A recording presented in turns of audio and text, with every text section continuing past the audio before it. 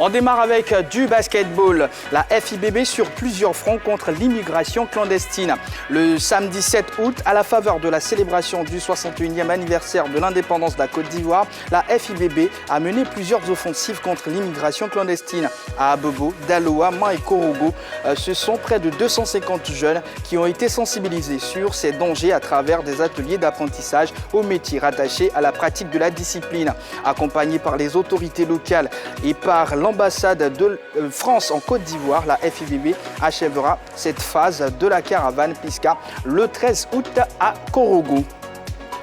Omnisport dans les news, la deuxième édition des Olympiades lancée du 24 au 28 août prochain auront lieu la deuxième édition des Olympiades de la ville d'Abidjan au Parc des Sports de Treichville. 9 communes de la ville d'Abidjan s'affronteront autour de 3 disciplines dont le maracana, le handball et le basketball. La cérémonie de lancement de cette édition des Olympiades d'Abidjan s'est tenue le 29 juillet dernier en présence du ministre Zorobi Epiphane, parrain de l'événement, et de certaines gloires du football ivoirien à l'image d'Abdoulaye Traoré et Aimé Tchétché.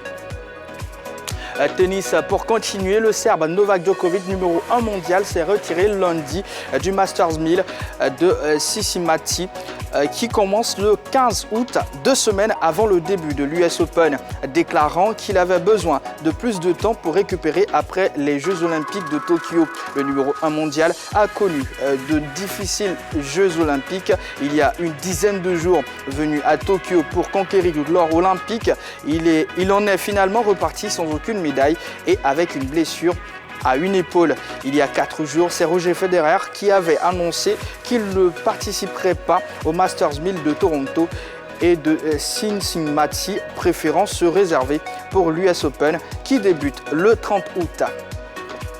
Football à présent. Guédé Nyandou Joseph va vivre une nouvelle expérience. L'attaquant ivoirien du Phare de Rabat a été prêté à Al-Khaïma, club de première division aux Émirats Arabes Unis.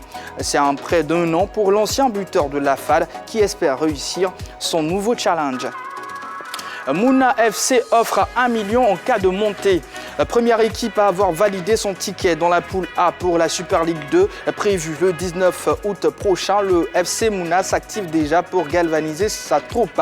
Le président Ali Mouna vient en effet de proposer la somme de 1 million de francs CFA à chaque joueur comme prime pour la montée en première division. De quoi motiver ses protégés qui sont en pleine préparation du côté d'Agban.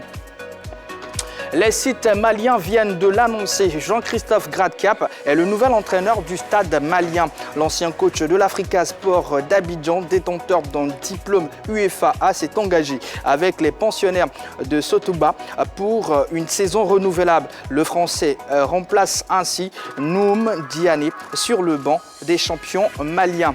Allez, c'est tout pour les news sélectionnées pour vous, amis téléspectateurs. Je vous invite à rejoindre ensemble, bien sûr, l'équipe du jour, de la soirée, bien sûr, pour la suite de l'émission. Bonsoir Balo. Bonsoir Jean-Baptiste. Comment allez-vous? Ça va. Ça faisait un moment. Oui, un moment, mais bon, je suis revenu et content d'être là. Et comment va du coup Wallo? Il va très bien, en forme, toujours cette boule d'énergie qu'il incarne, donc ça va. Et comment vous vous sentez après la vidéo qui a carrément et clairement fait le tour du monde?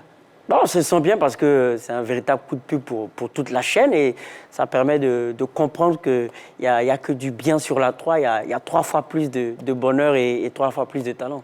Yves Boris B, bonsoir. Oui, bonsoir JB, bonsoir aussi à Balo, ça fait plaisir d'être à côté d'une star. Clairement. Allez, amis téléspectateurs, sans plus tarder, on va passer au focus.